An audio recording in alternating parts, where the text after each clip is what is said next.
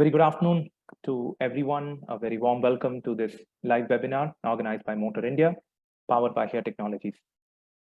This is our third webinar, as some of you know, with Here in 2022. Previously, we had two sessions, one on how location technology is enhancing the connected vehicle experience, and the other on how location is fast-tracking the adoption of EVs in India. Today, our focus will be on the future of commercial vehicle industry and what role location technology is playing in the scene. For this, we have with us today a trio of industry experts for the panel discussion, representing three different stakeholders in the CV industry. We will see a bit more about them in a short while. Well, some of you have been regular in our webinars. For those joining for the first time, a quick run through of our agenda for today. We will commence with a presentation by our partner, Here Technologies. And since our presenter is based in the US and considering the time zone, we will be playing a recorded version of the presentation. This will be followed by a panel discussion for around 45 minutes, post which we will take audience questions before we wrap up the session. Now, to quickly introduce our speakers for today. Our presenter for today is Mr. Ronak Amin, who is Product Marketing Manager for Connected Driving at Here Technologies. Ronak's focus areas include automotive, commercial vehicles, autonomous solutions, connected vehicles, and fleet telematics, among others. He has previously worked as Senior Product Manager, EV Services and Subscriptions at Volvo Group, and also has experience as Product Marketing Manager for GNSS Automotive Solutions, while also working on off-road autonomous vehicle and connected vehicle technology. You'll get to listen to Ronak in a short while. For the panel discussion, we have three expert speakers from the industry as indicated. First up, we have Mr. Bharat Bhushan, Head CV Strategy and Digital Initiatives at Tata Motors, who has been deeply associated with the commercial vehicle industry, currently in his 25th year at India's #1 CV OEM. He carries a rich and wide experience with him, cutting across diverse functions such as strategy, digital transformation, business development, product planning, sales and marketing, manufacturing, and strategic marketing. In his current role, Bharat heads strategy, digital and business development for Tata Motors CVPU. He has been instrumental in the development and launch of Fleet Edge, Tata Motors' next-gen connected vehicle solution for optimal fleet management, and has led the company's impact project on key accounts and primer marketing. We're glad to have you with us, Mr. Bharat. Our second speaker is Mr. Panish S. Prakash, Business Head, Porter for Enterprise, the corporate wing of Porter, which is India's leading and well-known freight aggregator. Panish has been instrumental in growing Porter's corporate business across 15 cities pan-India, and with over 10 years of experience in operations and business development, his career expands over several industries, including logistics, automobile, and lifestyle. He has driven strategic sales initiatives in unraveling complex business models and added high value to his customers, helping them align their business goals with high-end technology. Thank you so much for joining us today, Panish. We look forward to getting an OEM perspective from Bharat and a freight aggregator view from Panish. And for the technology angle, we have our third speaker, Mr. Animesh Kumar Shahai, Head of Customers, India and South Asia, Here Technologies. Animesh has over 24 years of experience and has worked in sales leadership position at multiple organizations, including CA Technologies, RAD, Juniper Networks, and Oracle. Representing Here, which is a location intelligence and technology leader globally, Animesh will bring in a technology perspective in today's discussion. And to moderate the panel, we have another industry expert, Mr. Mugundan Deenadayalan, Senior Industry Analyst, Mobility Practice at Frost & Sullivan. Mugundan focuses on the telematics and vehicle connectivity industry for the CV segment and works with Frost & Sullivan as a Senior Industry Analyst based in Frankfurt. As a strategic business analyst and consultant, Mugundan helps clients navigate through the evolving telematics industry with critical market and business intelligence. He has acquired comprehensive experience from working with OEMs, Tier 1s, market research, and business consulting firms, taking on a wide array of roles and responsibilities. Happy to have you with us, Mukundan, and you can take over once Ronak's presentation is over. And for the audience, as informed earlier, our panelists will be happy to answer your questions after the panel discussion. So keep the questions coming in. You can share them in the Q&A window on your screen. So with that, we now move to Ronak's presentation. Good afternoon, everybody. My name is Ronak. I am with the automotive product marketing team at Here Technologies.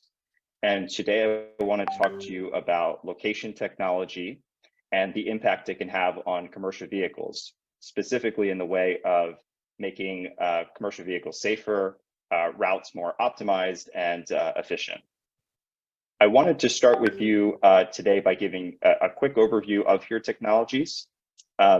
Many of you know us because of our longstanding background and experience in the automotive industry, but we serve much more than the automotive industry.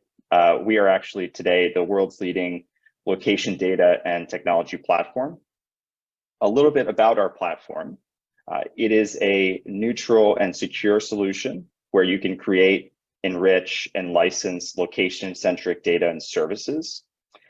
Developers that access our platform have the ability to tap into foundational services, maps and location content, location services, as well as utilize platform tools and environments for development, monetization, and analytics.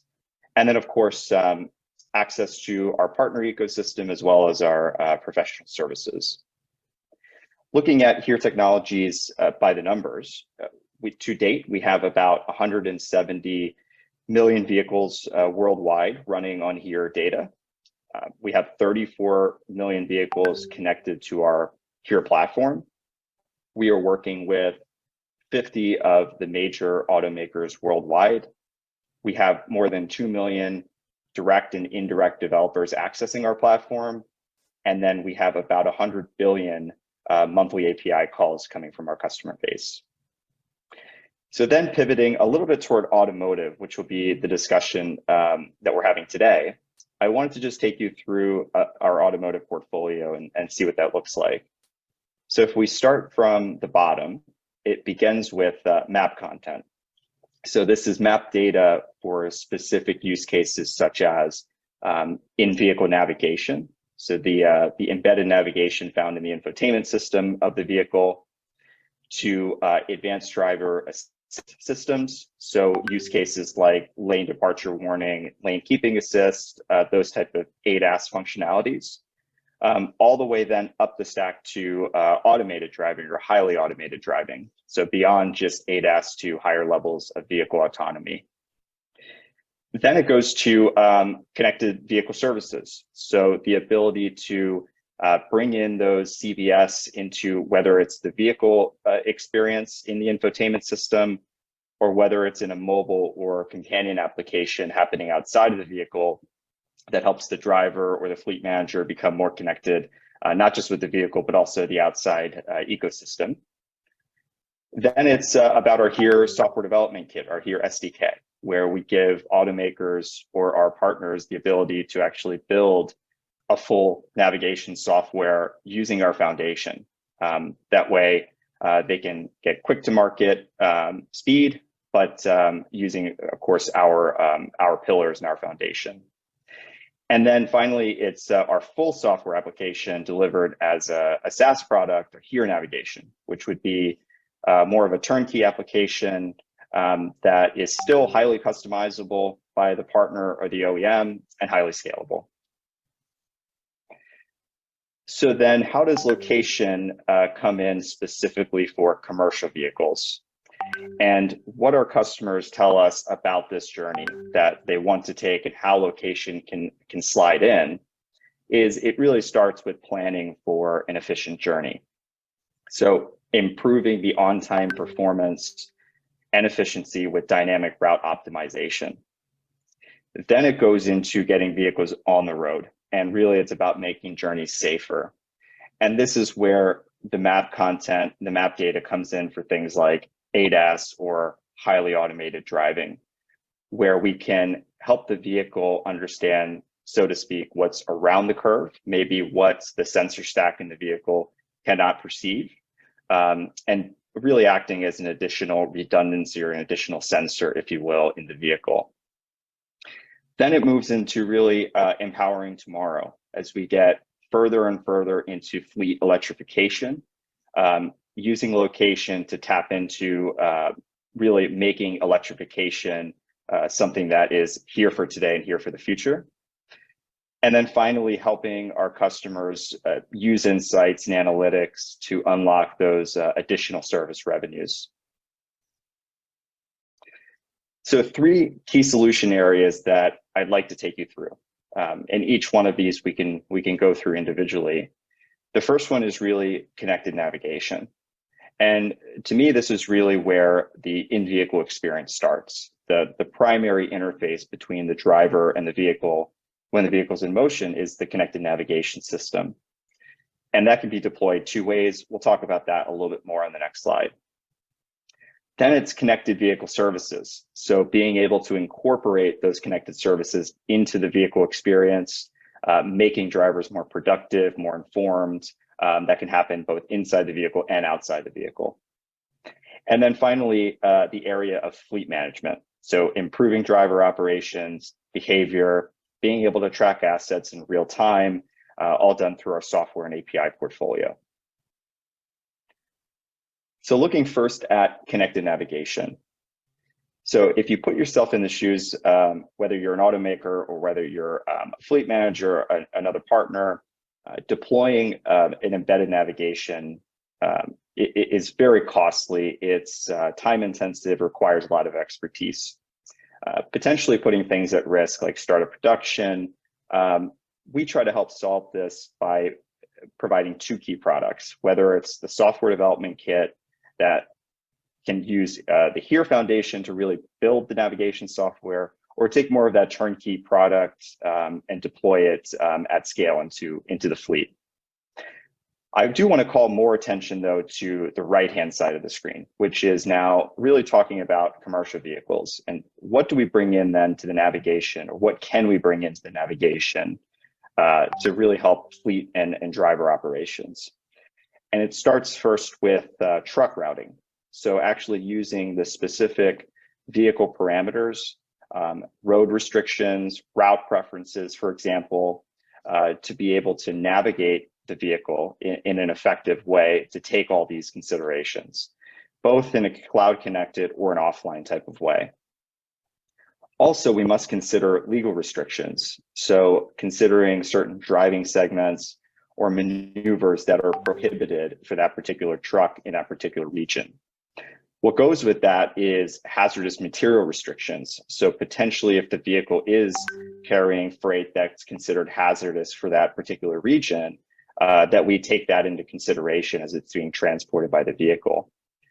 Same also goes with tunnel categories, whether the vehicle can go through that tunnel with that potential hazardous material. These types of restrictions can be time bound. So whether it's a static or whether it's actually restricted by time. And then finally, at the bottom, making sure that the truck routing considers difficult turns. As we know, in urban environments where trucks, commercial vehicles can find themselves in position where the turn is very difficult, or maybe the maneuver is restricted for that particular truck. So going forward then into our next category, which is the connected vehicle services.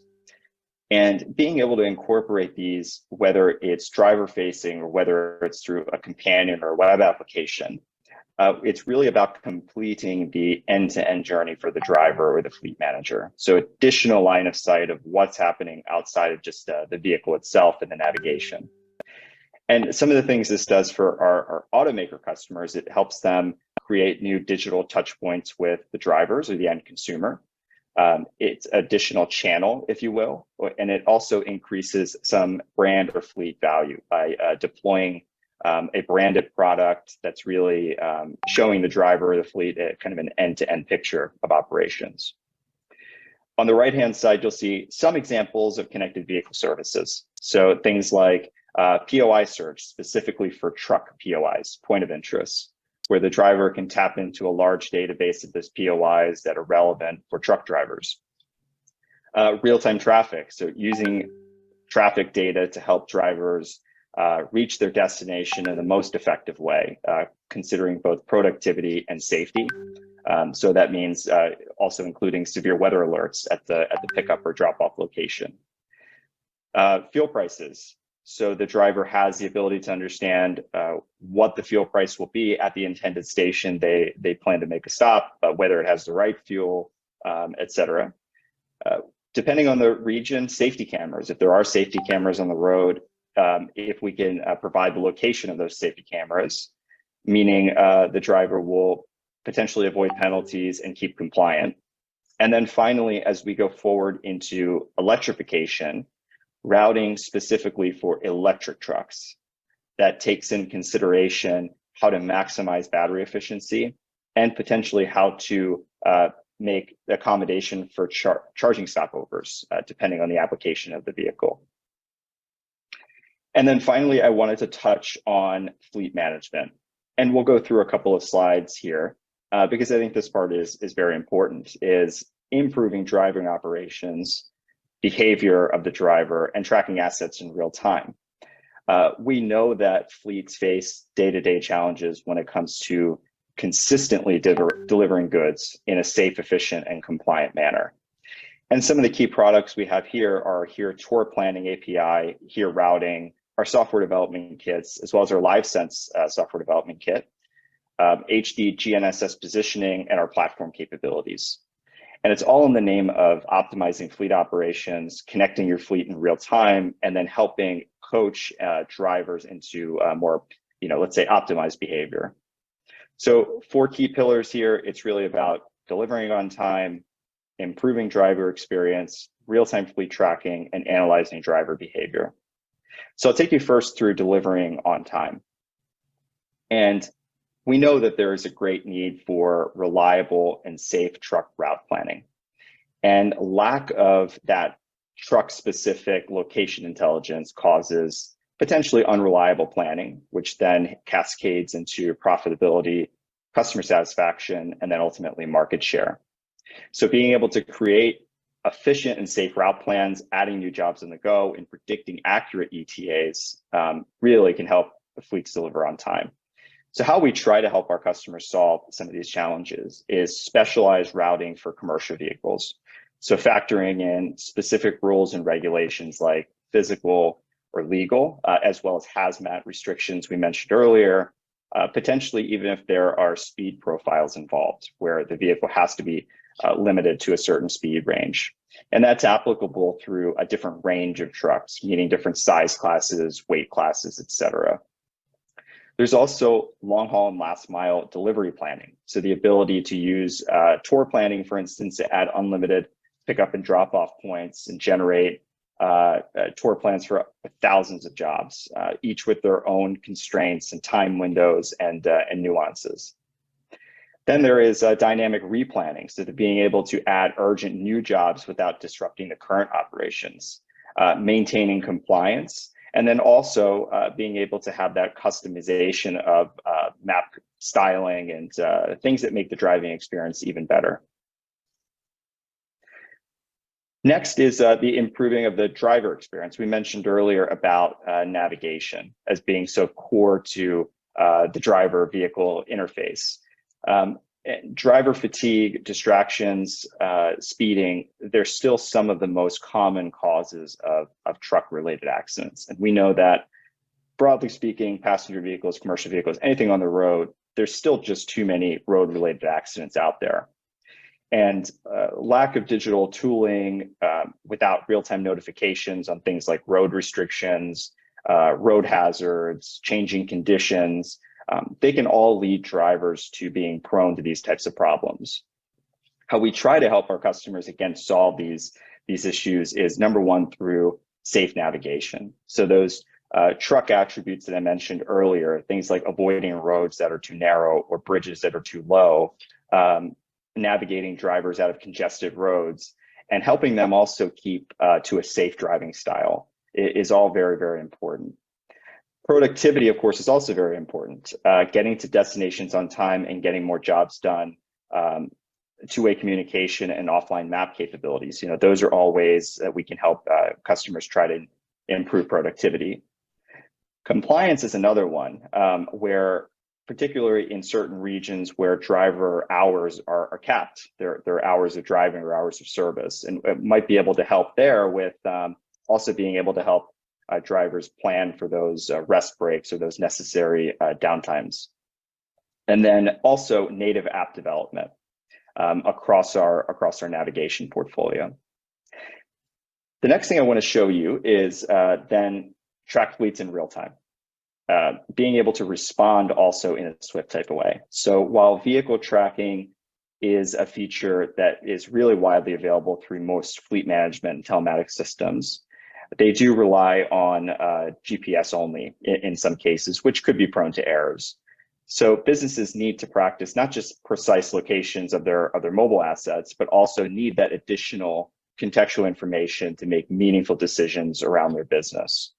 So we try to help our constituents, our customers, solve this through precision real-time vehicle tracking. So identify where vehicles are in real time, providing positioning capabilities that cover the shortfalls of those GPS-only systems. Quicker customer service, so being able to respond to inbound queries from customers asking for, let's say, freight or shipment status updates.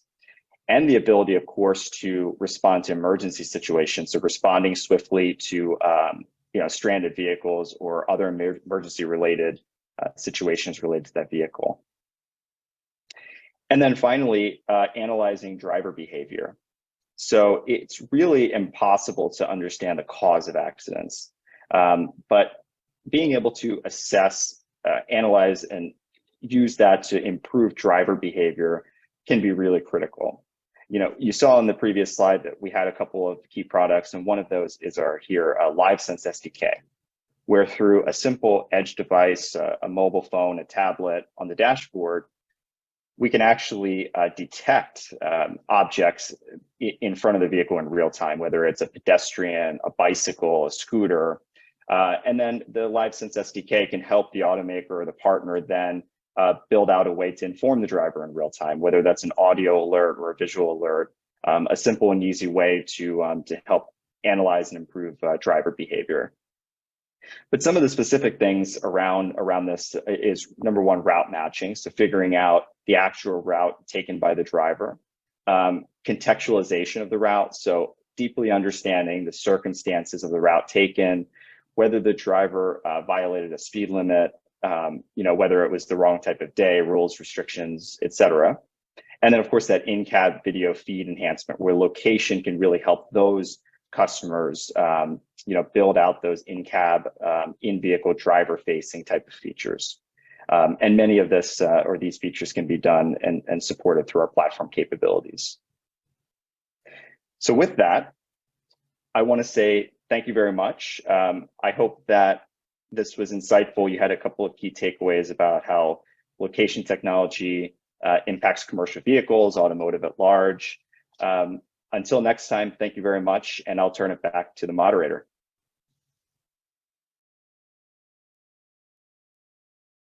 Yep, Mukundan, all yours, Mukundan.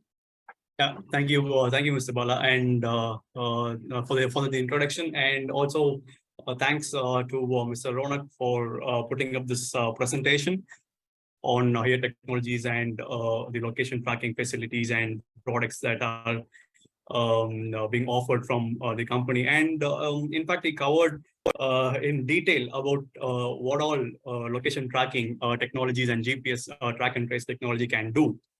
And of course, we discussed in detail about the widespread applications. There are tons of applications that can be done with GPS track and trace, and which is all very relevant, particularly in today's condition, and especially to Indian conditions as well.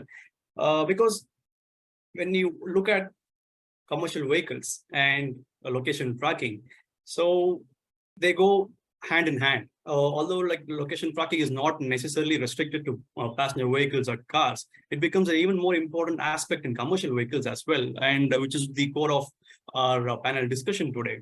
And speaking of location tracking, it is one of the basic enabling technologies when one is trying to when one is attempting at vehicle connectivity. And vehicle connectivity is a broad ecospace. It's a broad ecosystem consisting of the many factors and parameters that we got to learn in from Mr. Ronak's presentation.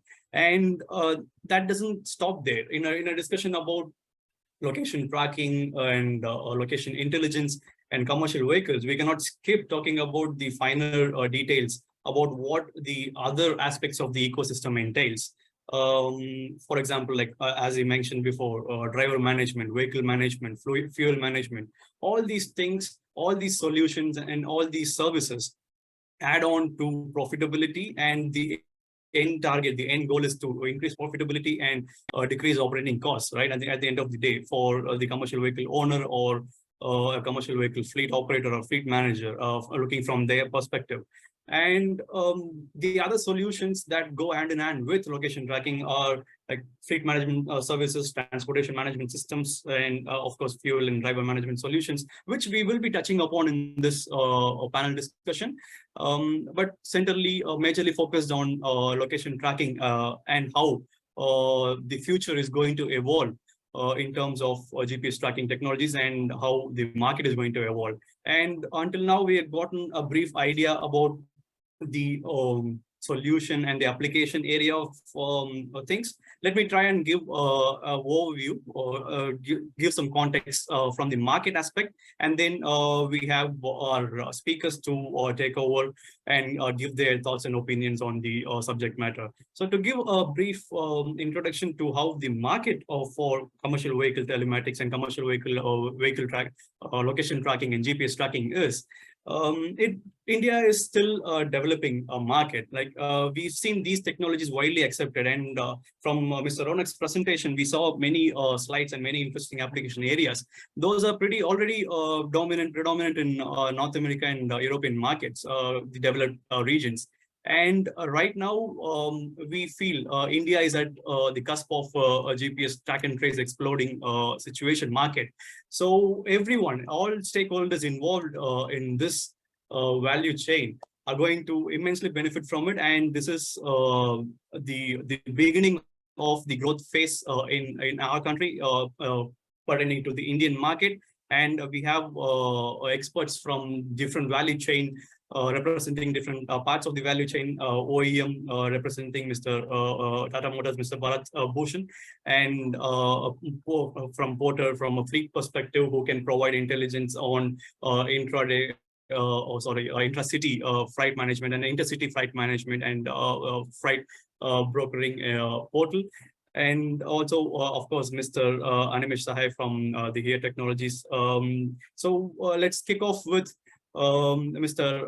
Bharat, and I wanted to ask you, like, since you were representing a very big OEM, which is very active in the vehicle tracking and vehicle connectivity space.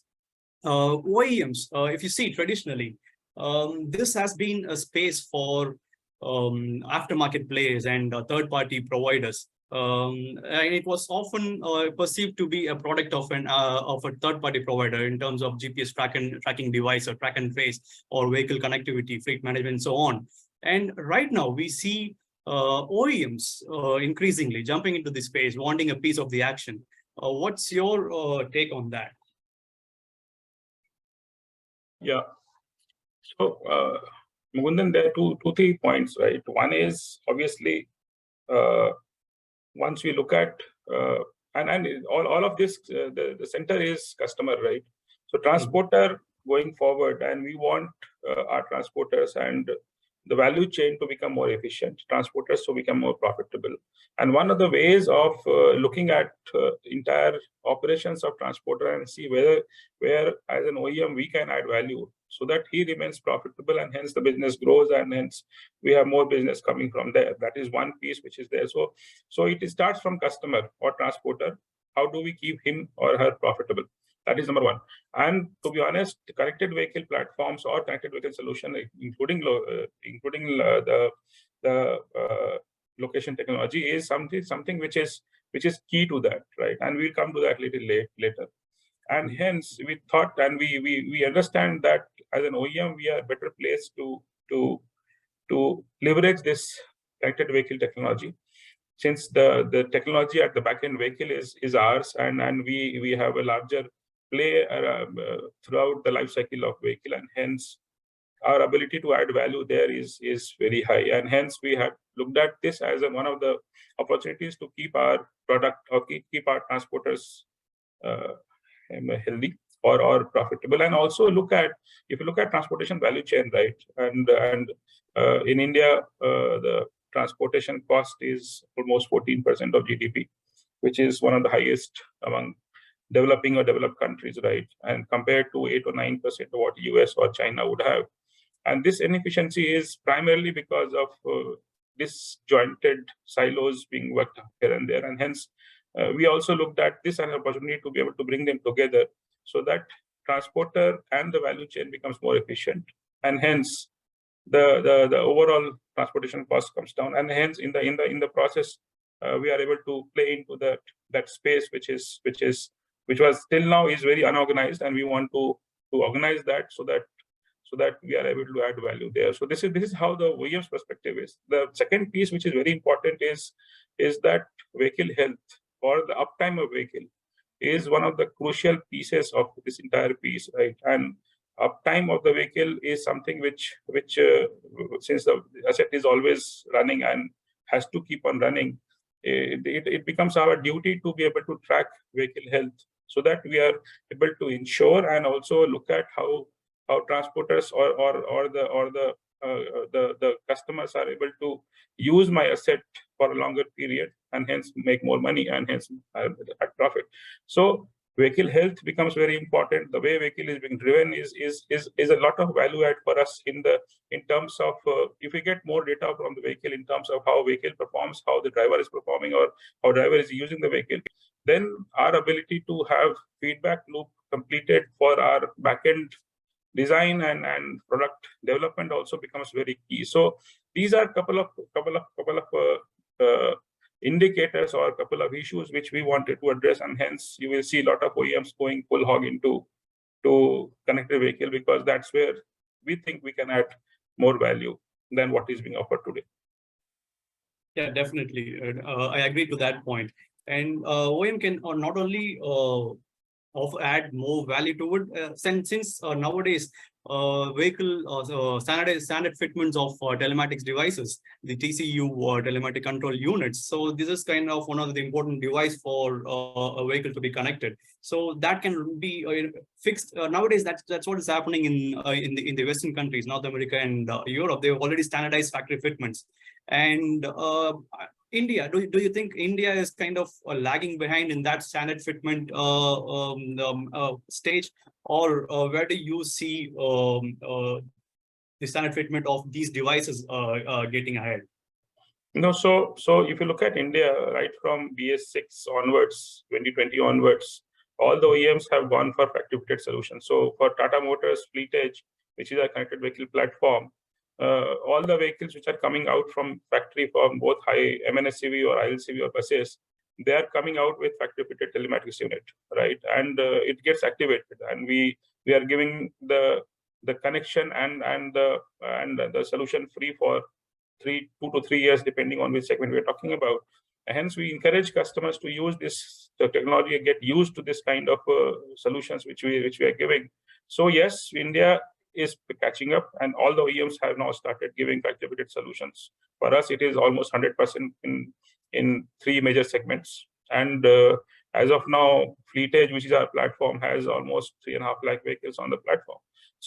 So yes, India is not lagging behind. We are catching up, and the kind of use cases which we are now coming up with, which is very unique to India, to be honest, considering Indian transportation infra and ecosystem, is very different from what others are looking at, right? And we are there.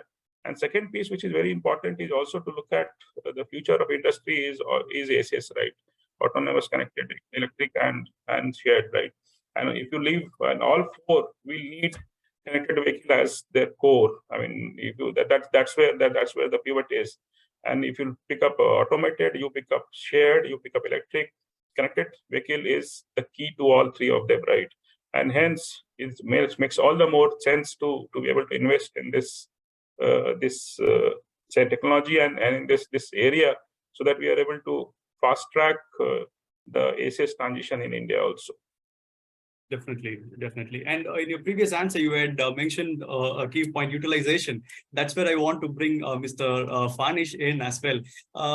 Mr. Fanish, like if you see, utilization directly correlates to productivity, and that's one of the key elements for as a fleet owner to stay afloat in the market, to keep their fleets running. They don't want their vehicles to be stationed in the parking or in the garage, so they want it moving. So that's where we feel location tracking, and also coupled with other vehicle management and order management and fleet management solutions, we can help increasing the productivity. And if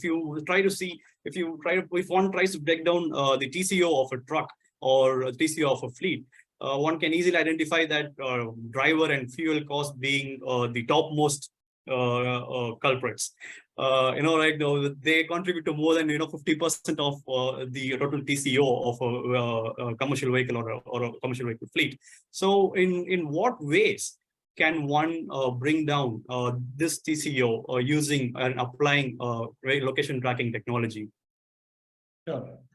Thanks. And I would say that whatever Mr. Bharat had mentioned in the earlier discussion, I mean, when he was giving his viewpoint, that yes, the costs of transportation in this company is insanely high.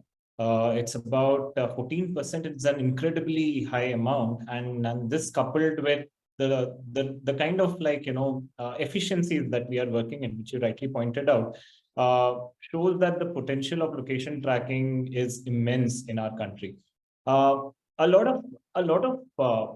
Since we are there in the intracity milieu, we find that a single biggest hindrance of enabling location tracking is the cost that is involved with these devices. And if we increasingly see, the smaller the ticket size of the vehicle, the smaller the vehicle, which is largely the LCVs, which are present in the cities, more fragmented is the ownership. So almost you would find that 80 to 85% of the LCV market is predominant with owner cum drivers.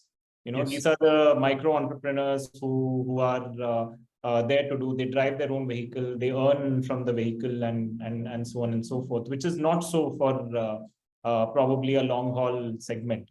So it becomes increasingly important, especially from an intracity milieu, if we are able to solve for this location tracking using technology. And the biggest technology that we have here is, of course, the GPS services that each and every smartphone is able to carry by itself.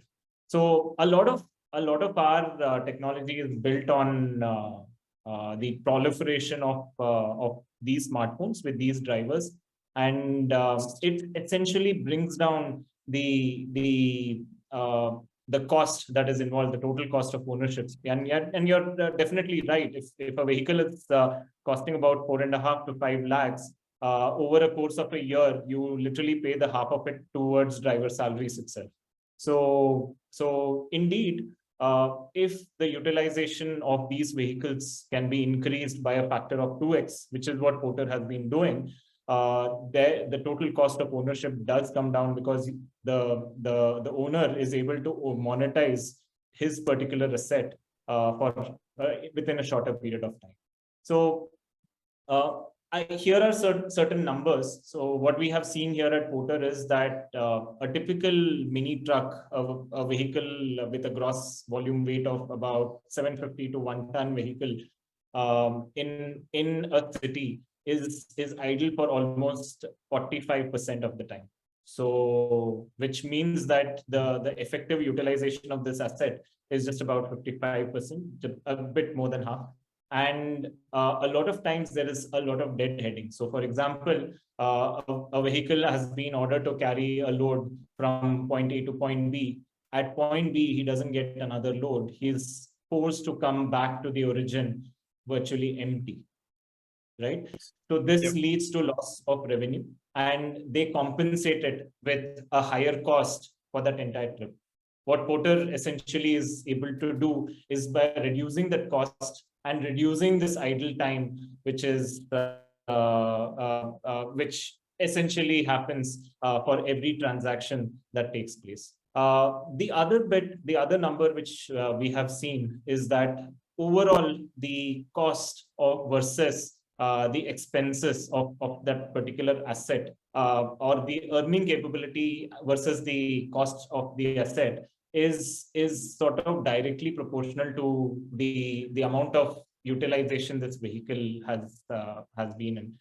If you are able to increase the utilization by 20%, you're able to reduce the operational cost or the total cost of ownership by about 40%. So it increases by a factor of 2 because you're able to get more money. The idle time decreases, and therefore you're able to monetize your asset better. So, so these two things coupled together, thanks to the location accuracy, our ability to leverage,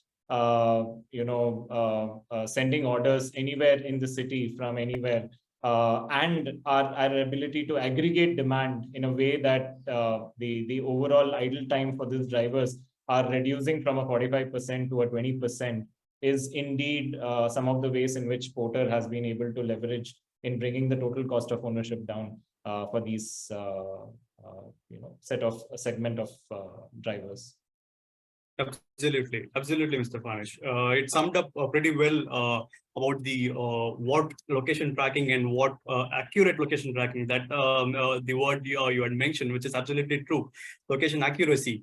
And also the other thing you mentioned, which caught my attention, was the idle time of less than 1 ton LCVs, so to say, in city operations, in urban operations, right? So let's come to that. Let's bring it up a notch further, and let's discuss about what other types of vehicle segments can be introduced in the last mile delivery sector. But before that, I also wanted to ask Mr. Animesh's view. And Mr. Animesh,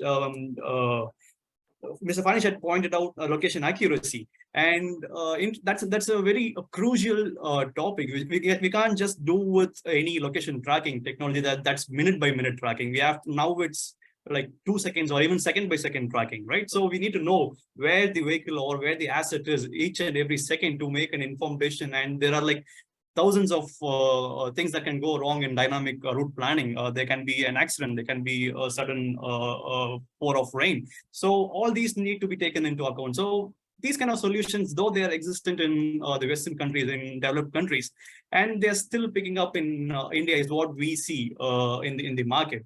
And speaking of accuracy, is there any interesting research and development going on in at Here Technologies to improve the location accuracy, or to do a second by second tracking, and how it is changing? And also I wanted to touch upon how the adoption rates are in the Indian fleets. Okay, so yeah, thanks. Couple of things. Then you mentioned about 2 factors that you wanted me to talk about. One was on the accuracy part, the location accuracy part. You also wanted to talk about the adoption. So before I come to the location accuracy, we need to understand a couple of things, because location accuracy would directly be, I would say, related to a couple of things that Mr. Bharat spoke. Like, for example, he talked about 2 things. One, he talked about the factory-fitted telematics, which will directly relate to the adoption topic, which I would be speaking a bit on. Second, he also talked about a very good figure, which says that the transportation cost in India is about 14%, and the international average is about 9%. And if I look at another figure that Panish talked about, how the idle time, if you can decrease it from 45% to 20%, your productivity goes up by 40%, which is huge. That would mean a lot of benefit, a lot of monetary benefit to the owner. Now, all this can happen, and all this is directly related to your ability to accurately predict where your vehicle is and how accurate your entire routing is. And this is where the location accuracy would come into picture. right? Like for example, when you're doing a route planning, right? Now route planning, there are multiple aspects to a route planning. One is you do an ETA, you estimated time of arrival. You do right in the beginning of the trip, you do a trip planning that will go from point A to point B to point C to point D and point E, and this is how you're going to complete. However, I mean, it's a very dynamic world. Nothing remains static. It's very dynamic. So as you move, how does your route planning changes? Okay, this is where the dynamic routing comes into picture. Like for example, you're going on a particular predetermined route and you suddenly find there is an accident, or there is a, and if you're talking about a long haul, I'm talking about the mid-mile. Okay, if you're talking about a long haul travel, suddenly the weather is not very favorable. Then there is a diversion that happens. So all these factors has to be taken into account in a dynamic fashion. And this is where the location accuracy or location plays a very important role. Okay, this is one. Now, this is from the importance of the location perspective. Now, when you talk about location accuracy, the the telematics devices that is fitted into each and every vehicle, they have an ability to transmit. Now, whether they are working on a 3G, or 3G is almost dead, I would say, whether they're working on a 4G or a 5G, or whether they're using the mobile phones or whatever it is. Today, the bandwidth, okay, the bandwidth has become much better. The overall telecom connectivity has become much better. And it's not that if you increase the frequency of sending out the signal from, say, every 5 seconds to 1 second is going to impact. Frankly, it will not. From 5 seconds to 1 second, it does not impact. But these are large commercial vehicle. In 5 seconds, it does not go that much as probably any other vehicle. So the frequency does not matter much here. The accuracy and ensuring that there's a connectivity and the coverage that matters. And when I say coverage, again, you've got to also remember that the coverage are two types.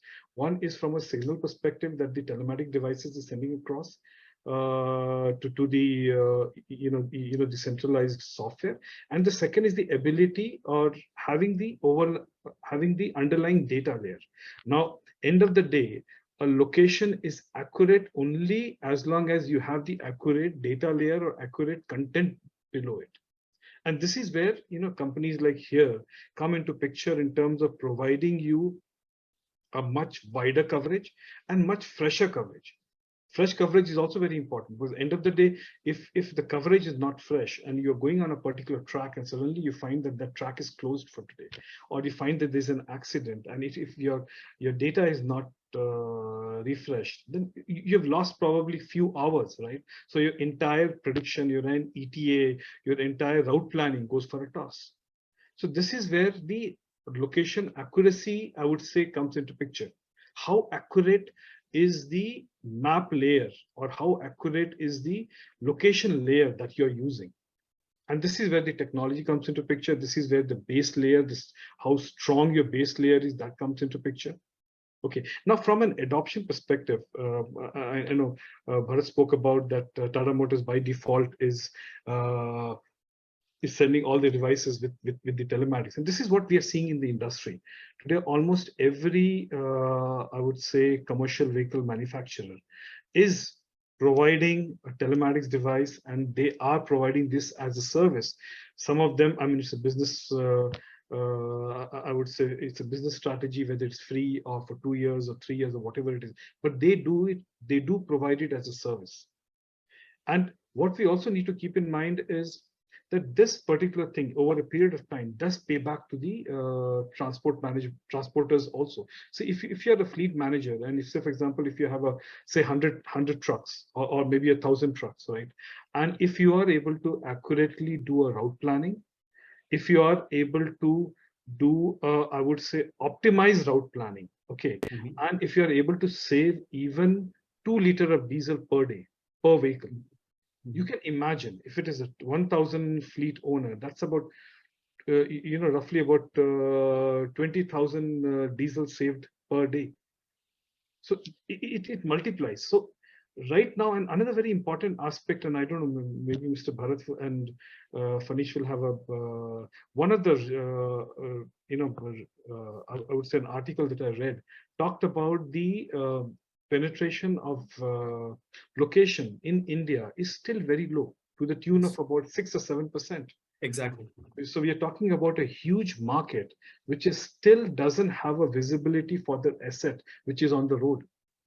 So there's a huge, I would say, way for decrease, bettering your optimizing the 40% transportation cost that Bharat talked about. Absolutely, absolutely, Mr. Animesh. I agree to that point as well. And you had mentioned 3 points, circling back to Mr. Bharat's point on factory fitted vehicle telematics. And also you ended up your response by discussing the penetration point, which becomes an even more interesting topic of discussion for me, because I tend to analyze different markets, right? So if you compare North America and Europe, they are like at 25% or 28% of penetration. But if you see India, but these figures I mentioned about telematics, vehicle management solution, fleet management solution, not just location tracking, GPS tracking, but the overall adoption of the entire ecosystem, entire ecospace of solutions. But in India, you're absolutely right. It's about close to 8%. So there is like huge potential, and that's what I meant by when it's saying India is at the cusp of an exploding GPS market. And by GPS, I meant, of course, the vehicle connectivity market as well, in terms of commercial vehicles. And of course, like all these discussions, all these numbers point back to commercial vehicles. So and you also mentioned about adoption right from factory fitment.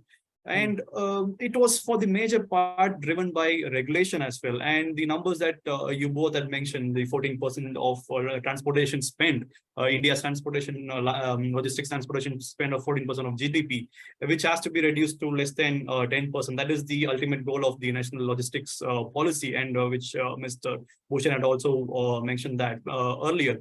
And another key regulation is like the AS 140 mandate, which mandates fitting of vehicle tracker and SOS button in public transit and commercial vehicles from 2018.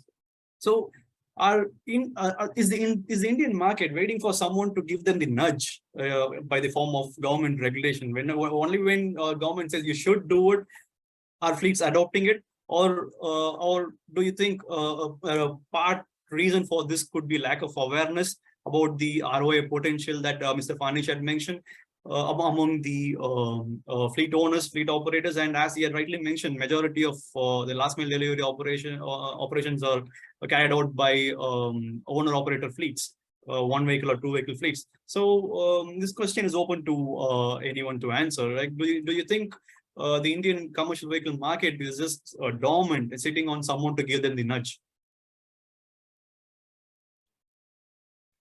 Okay, I'll go first. So Mukundan, there, and you raised 2-3 points, right? One is penetration. Yes, it is 6-7%, but if you look at the total park which is available, it would be 6-7%. But moment you take only BS6, which is where OEMs started getting into this piece. So for that, let's say MNSCV, what if I've sold 100 vehicles, out of that 90% would be connected. So that's the big, because we are ensuring whenever vehicle goes out and to the customer, it gets activated so that it is connected and it's sending data, and also it is some kind of being used by customers. To give you some statistics, the average monthly active users on our platform is almost 80-85%, which is pretty good.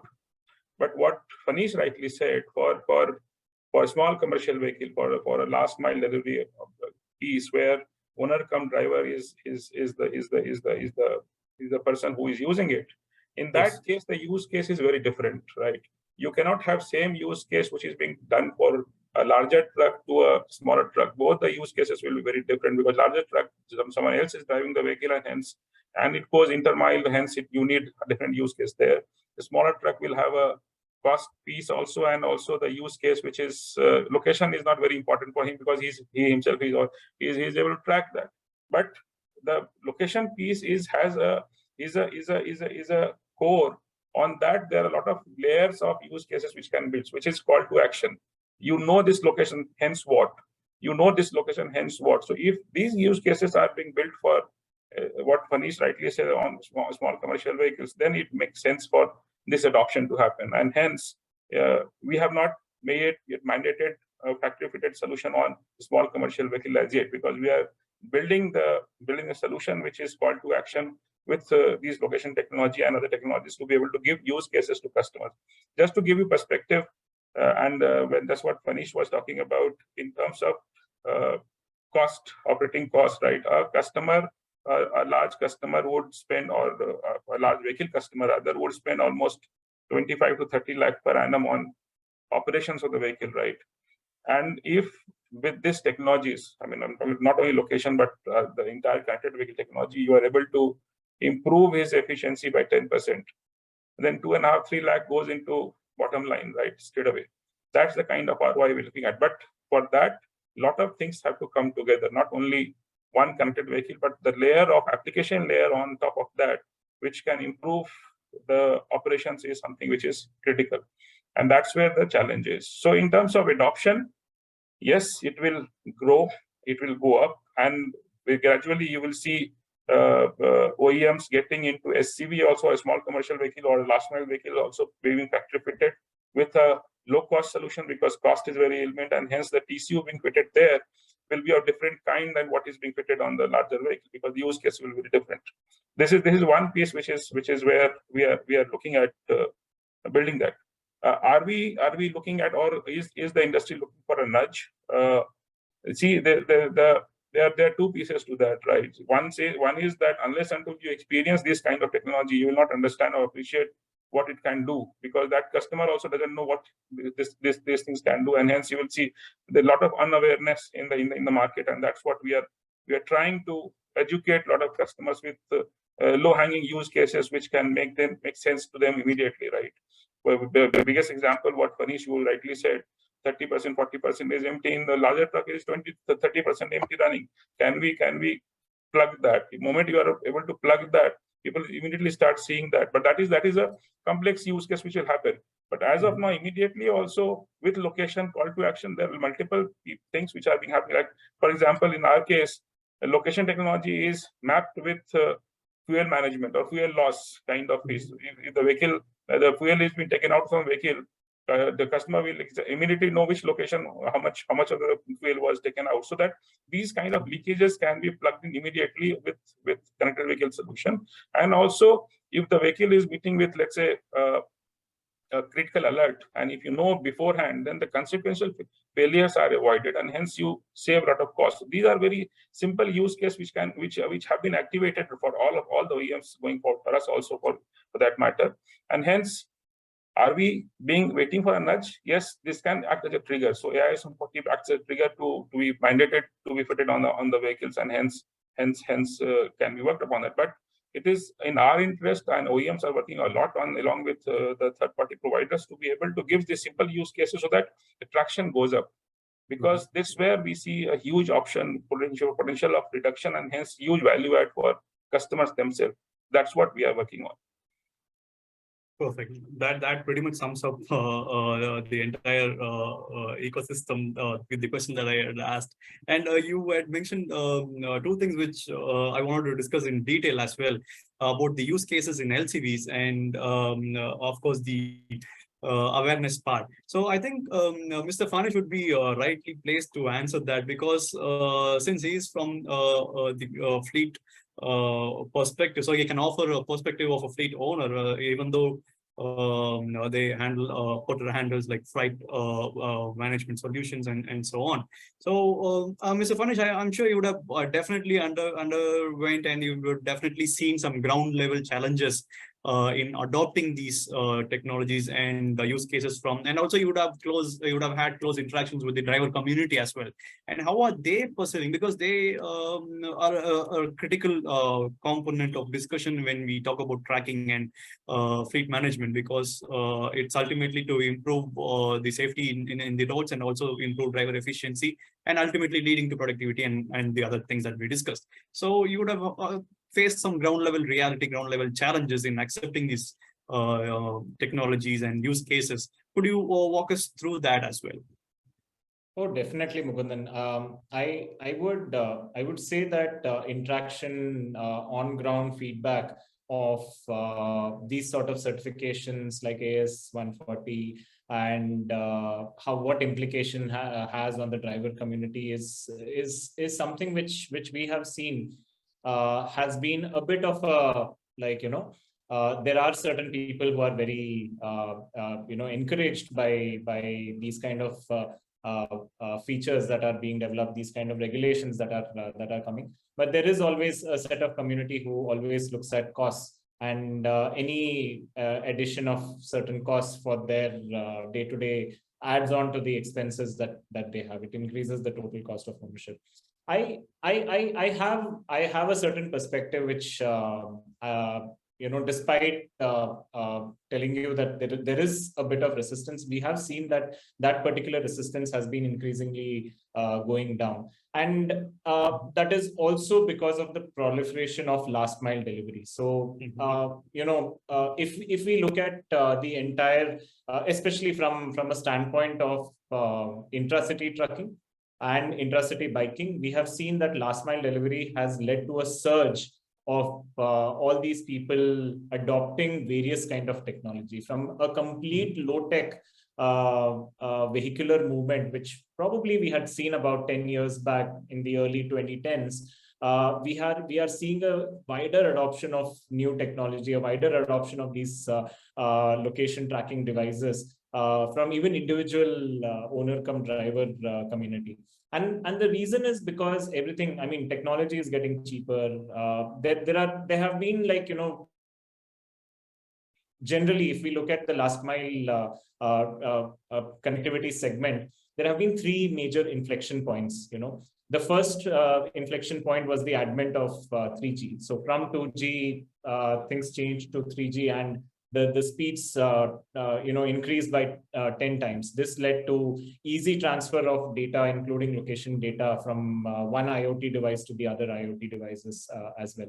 The next inflection point came when there was a surge of low-cost smartphones, which meant that they are able to consume that data more frequently, easily, and it does not come at a very high cost. The third inflection point was a more recent occurrence, which happened about a couple of years back, thanks to pandemic, where we saw a surge of demand happening in the last mile sphere. So we saw that there were 2 times more utilization of people who order goods to their homes, and therefore we have seen that a great deal of people who, you can say, were at the late adopter stage of the curve, they started adopting more and more frequently. So I would probably, coming back to your question, Mukundan, I would say that there is a lot of optimism in the driver community. There's a lot of optimism even amongst the small owner come drivers for any new technology that is coming in, whether it is because of a regulation that has been put forth by the government, or just because they know that technology is their friend and it leads to better utilization, better optimization of their time and their resource, and therefore that translates to better earnings for them. So definitely there is a lot of optimism in this community going.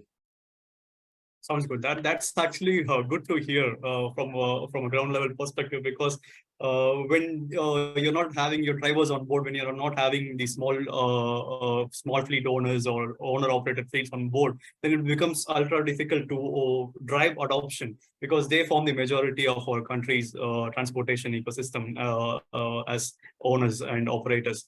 The reason I asked that because it goes hand in hand with awareness as well, and which is why I had to ask you, like, how is it being perceived right now in the industry, in the market? And you had also rightly mentioned the cost aspect, which is why I wanted to ask Mr. Animesh. In Ronak's presentation, he had mentioned cost to be a very important aspect of the technology. And we know that these kind of dynamic route optimization and navigation systems, they do cost money. And India is a very price sensitive market. If I get an offer, if a fleet owner gets an offer for even 10 rupee less or even for 5 rupee less, they tend to choose that, because nowadays the range of solutions that are being offered are the same. So India, as being a very service-oriented country, and in such a hard market, it's very price sensitive. And how is here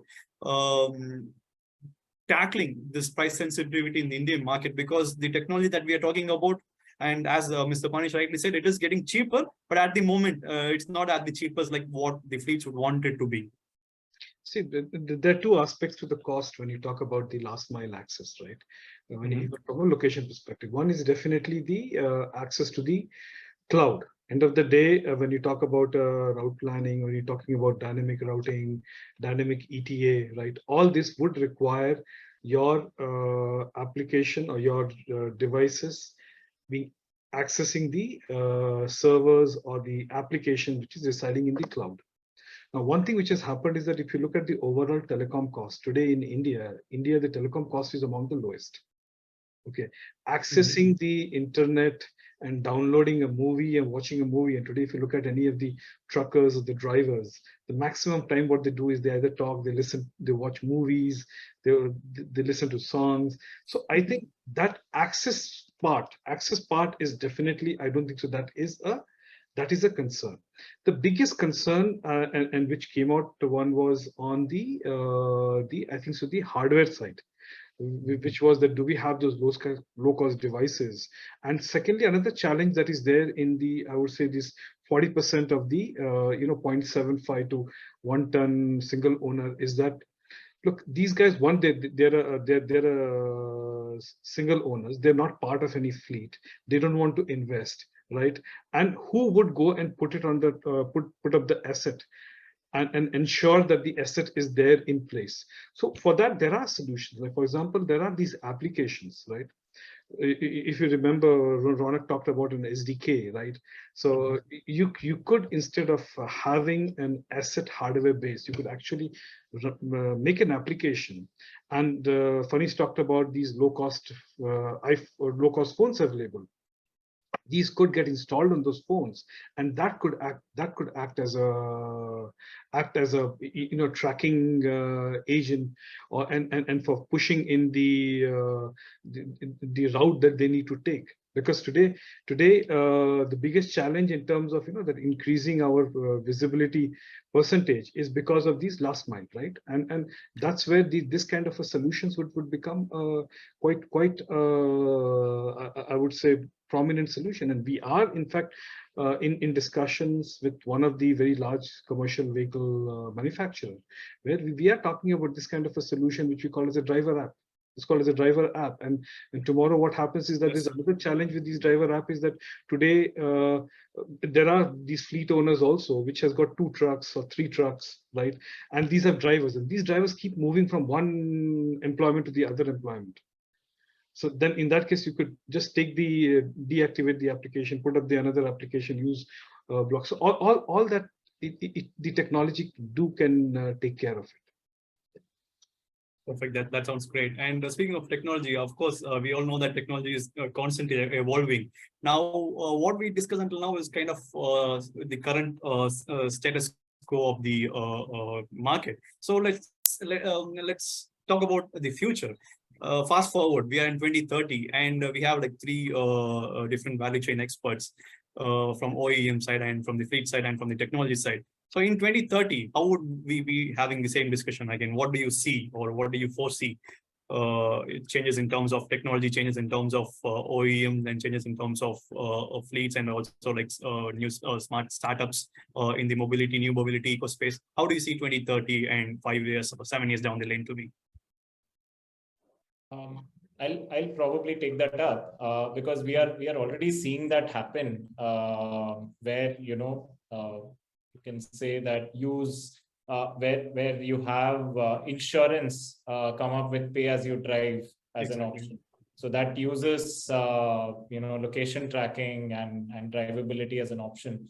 So I'm very sure that especially with related to commercial vehicle as a segment, the entire aftermarket and after sales program, wherever you have the after sales service which is required, which would be very much tech enabled, which would be location enabled. It would be utilizing all the driving or the location telematics which has been stored to verify what kind of a service plan needs to have. That is something which I can easily predict. And this entire implementation would be done once probably large OEMs like Mr. Bharat are able to bring about 100% location tracking devices, as well as the telematic support to a large set of vehicles. And the future is not too far when we'll be having that. Just a few years ago, we were talking whether would it be even possible to have some sort of a 5G connectivity in India, because we saw that the entire transition from 3G to 4G itself was very painful. And here we are, and it's already 2022, and we are there. So I mean, it is a typical manifestation of Moore's law. I mean, everything is sort of improving at a breakneck speed, and you're having doubling of the technology happen. And any technology which is at its nascency, after a few years, we do see it increase. That's great. Do you envision like autonomous bots doing deliveries for Porter in the next 7 years? Yes, most probably. Something like that would be amazing, isn't it? Like we're already seeing like two, of course, like when I previously mentioned, there are like a different vehicle segment being introduced in last mile delivery, 2-wheelers and 3-wheelers. And the future is not far when these test trends are already being taken in the West, wherein automated bots and also drone delivery, all these things. What are your thoughts on that? Is that close to reality, or are we talking fairy tales?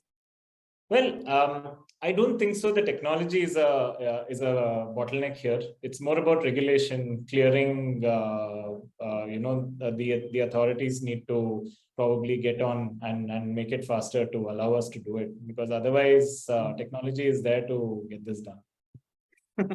But it would be difficult to navigate the Indian small roads, isn't it, for those automated bots? Anyway, Mr. Animesh, like what's your say? What's your take on the futuristic connected vehicle space? So if I look at say 2030, I mean that's about 8 years from now, and the way what I feel is that whatever the changes or the technology advancement that we're seeing in the passenger vehicle is something that we will start seeing getting replicated in the same in the commercial vehicle also. Now, a couple of things, like for example, today IVI in vehicle infotainment. This is something which was never there in this is something I think is going to be will become a standard fitment. Connected vehicle system. Now, connected vehicle system again is becoming a reality today as we speak. And a lot of the newer, and I would say vehicles of 10 lakh plus in India today have a connected vehicle options, which the people are providing. Apart from that, definitely we will also see the autonomous happening, but autonomous in India, keeping in mind that this is going to be India, so probably we would restrict it to the autonomous level 2. And beyond that, I think in Indian kind of a conditions, it may not be it will not be that feasible. We will see a huge adoption of EV. Now, whether when I say EV, it could be the electric vehicle, it could be the hydrogen. That we need to see. But I'm saying some kind of an alternate fuel. But EV is currently has taken a big leap further. So there will be a different type of a technology, both in terms of range anxiety, multi-stop routing, ensuring that when you go for a long travel from a city A to city B, how your entire routing, there will be another element of where do you charge your vehicle. That will also come apart from the optimized route. Okay, so all those factors would come into picture. And another very important thing will become is that all these cars, which will be, or all these commercial vehicles will have so much of sensors associated with it. The amount of data Very that true. they would be transmitting back to the OEM would be humongous. And Yes. there will be a huge scope for data monetization. And that's what Funny talked about, the UBI, which is a usage-based insurance. That is just Exactly. one use case. You could pick up the road conditions, you could pick up the where there are breaks, not break, that you could put up cameras, and all these then could be put across on a marketplace, a marketplace for the commercial vehicle, where people who are interested in these kind of a data could go and acquire the data. So data monetization will also become a very, very important aspects. And definitely drone delivery, which you mentioned, that I think we're going to see more and more drone delivery. Although my personal perspective would be, this would be more on a very specialized area, maybe medicine, maybe certain critical aspects is where the drone delivery would be. I don't think so we're going to still see the food delivery being done on drone. That's something is still far away, even in 2030. So sorry, yeah, that's my take. I think that would depend on how hungry the policymakers are. Yeah. Anyway, yeah, those are like very, very interesting points that you had mentioned. And definitely, like, data monetization is the topic, the hot topic after EVs. And every vehicle is going to be a data mine. And there are like infinite opportunities for data monetization and use cases for data monetization. I think that should be a different webinar, a different panel discussion in itself. And definitely. And Mr. Bhushan, would you have any final thoughts on before we head to Q&A? Yeah, just to add on to what Animesh and Spanish both said, right? See, 2030 is going to be very interesting, and we can see that happening because we have a roadmap for next 7 years laid out for us what we want to do in this space, right? So there are a couple of things which will happen, right? One is obviously because of 5G and advent of 5G, you will see two things happening. One is V2X connectivity will go up significantly. So when I say V2X, is vehicle to vehicle, vehicle to infra, vehicle to all other pieces around it will go up. And hence you will see advent of kind of intelligent machines, because the data shift or the intelligence or insights will become real time. And the machines will have, as Animesh said, will have so much of sensors that is intelligent sensors and the insight coming from data both act together and make it even more efficient machine. So it becomes like a intelligent machine running on the road, right? This is one piece which will happen. Second piece, which is very important, and which all the TCU manufacturers and or the vehicle itself, because of 5G and also the convergence of technology, you will see edge computing becoming so crucial for us to move forward. And for that, once the edge computing becomes more and more, today also we have on some devices it's there, but when it becomes more relevant, the use cases are going to be very different. And what Manish said, I like say, insurance becomes one, financial becomes another. I mean, for financial, the use case is very, very different. If the vehicle is being used properly, is being utilized properly, then he knows he's managing an asset and hence the asset is safe. So the use cases will be very different than what, and you will see larger ecosystem. And obviously ASS is something which will be built on connected vehicle, and hence that will, so 2030 is going to be very different use case, very, very different and very data intensive. To give you perspective, in the last 2.5 years, we have collected almost 5 petabytes of data, which is there with us, right? So the amount of data which is going to come is huge, and and hence OEMs and all the ecosystem partners will need a different capability to be able to make sense out of the data, and hence publish use case of put up use cases which are relevant for all stakeholders, so that it becomes more efficient. But that's how it will happen, and I don't think this is very far. We are going in the right direction. Absolutely. Absolutely, Mr. Bharat. And rightly said, like, we are going in the right direction, and we are looking for some exciting times ahead. And I think we can take some Q&A at this point. Sure, Mukundan. Yeah. Very, very, insightful and engaging discussion, actually. I mean, I think we could have had it go on and on, but I think we will have to. Yeah, we have only scratched the surface. Absolutely, absolutely. And very well, very, very nicely steered. And I think everybody was very insightful in their views as well. Audience also has been pretty, engaged. I mean, I think they've shared some questions which I've compiled with whatever little time we have. I'll just throw open the questions. Maybe I'll also indicate who can take it first. But if any of the other panelists or even Mukundan, if you want to share your views, feel free. Okay, let's keep it very freewheeling. One thing on the real-time basis in which location is updated. When it comes to temporary disruptions like road repair that results in detour, that was one of the points that was discussed. Is location data updated on a truly real-time basis? Where do we stand? Animesh, do you want to take this because it's on? Yeah, you're right. See, I'll tell you what. When you talk about a connected vehicle, that's where the real-time traffic data gets updated. You got to understand there are two different kinds of a mechanism. One is an offline data where the data is stored into your navigation system, and it just periodically goes and updates it. Then there's something called which we call as a true navigation system, wherein it's a cloud-first technology. In cloud-first technology, it always accesses the map or the traffic information first from the cloud, and then it looks at the base. So in that case, it is updated truly, and you have the freshest of map that could be possibly available to anybody. So okay, that kind of a solution exists that we speak about, and there are multiple, I would say, OEMs which have already adopted it. Okay, interesting. There is one again, probably for Animesh, but for everybody else, because this is, I remember in one of our previous discussions, this question did come in, but I'd like to bring it up again. Who will own the data? Now this becomes very important. Is it the customer? Is it the OEM? Or is it the IoT service provider? So this is going to be a big challenge. I think it's oft debated. What are your views here? I mean, if I can get it from the three panelists. Animesh, you want to start off, then Bharat, then Fanish. See, I'll tell you what. Let me bring a different aspects to the data, and then I'll leave it to Bharat and Fanish to talk about it. See, when it comes to a data from our perspective, the data that we work on, end of the day, the traffic is a data for us which we collect from the various vehicles moving on the road. These datas are, we are a GDPR compliant company. There is an engine called Anomizer engine, which is there, which anonymizes the entire.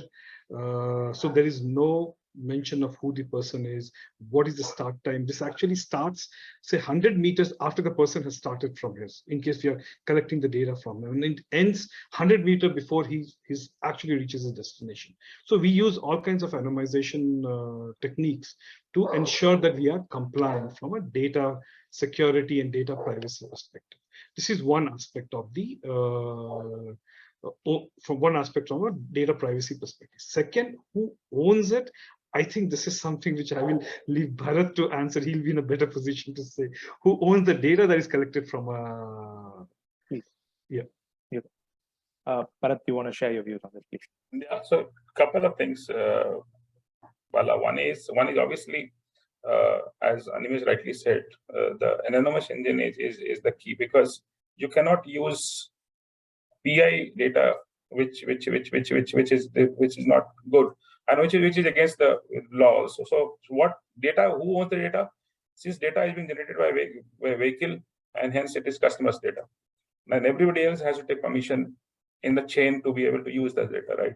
And the use of data also depends on who uses it. Like for OEM, the data is specific to a vehicle, because we need to work on a vehicle. So vehicle and the data mapping has to be there, and I should know which data is coming to which vehicle, and hence am I going to use it properly to be able to give improvement to customer itself. So the inside of that vehicle data has to go back to customer, going that can I monetize it? I can't monetize it because that is his data, right? So it is very tricky part, to be honest, and it depends on what kind of use case we are talking about, who is using it, and hence what does customer get out from that, and if it is impacting him negatively, positively, either way is not. So we go by very strict legal compliance of data users, and it goes through our strict legal checks of what use case we develop, how we deploy it, and the security of data. All three go through a very strict regulation and audit from our side, and hence we are very careful on this side. But to answer the question, who owns data? Obviously, it is customer as of now. But depends on what access he or she has given to different people to be able to use it, and then how OEMs are taking it forward, or anybody else for that matter. Yeah. So Bala, I want to add one more point here. Typically, we as an OEM do a lot of data acquisition, which I mentioned earlier. And specifically when we acquire data, we seek permission.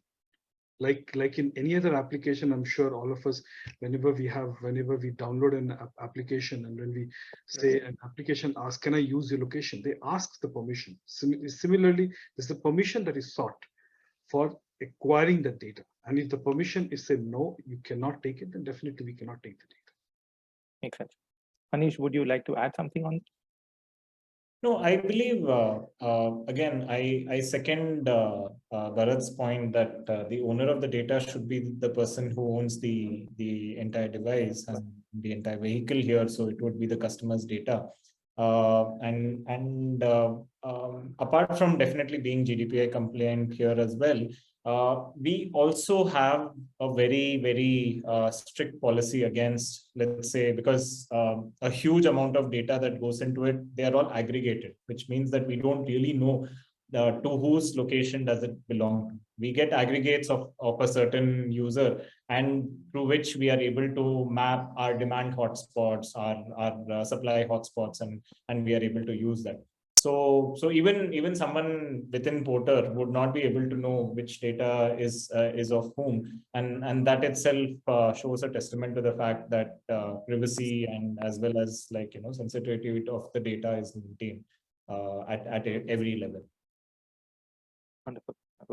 I think three of you have given a very interesting perspective on what seems to be a complicated issue, but I think you made it, especially Bharat, you made it sort of simplified the whole thing very well. I really appreciate that.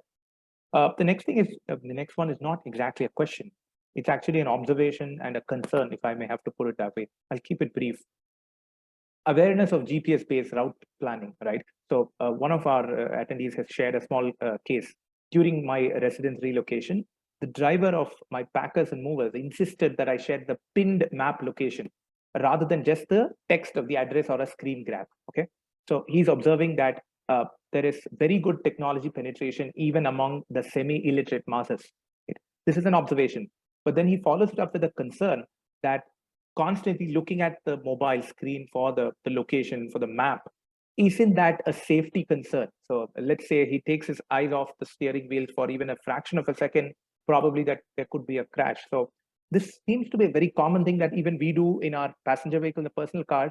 But do you think this is a safety concern, and should it be addressed? Can I add here? See, sure. Okay, I'll bring it this way. One is definitely when you look at it, but the technology also has a voice-enabled navigation, right? And these voice-enabled navigation is into multiple language. So it could be in English, Hindi, Telugu, Gujarati. So it will tell you in next 200 meters, please take left. You really don't have to look at your navigation system. So okay, right. I just wanted to address it from a technology perspective. Perfect. But Fanish, what would your take be, given what is the technology that is being used? Yes, there is an audio alert, but is it predominantly a visual aid?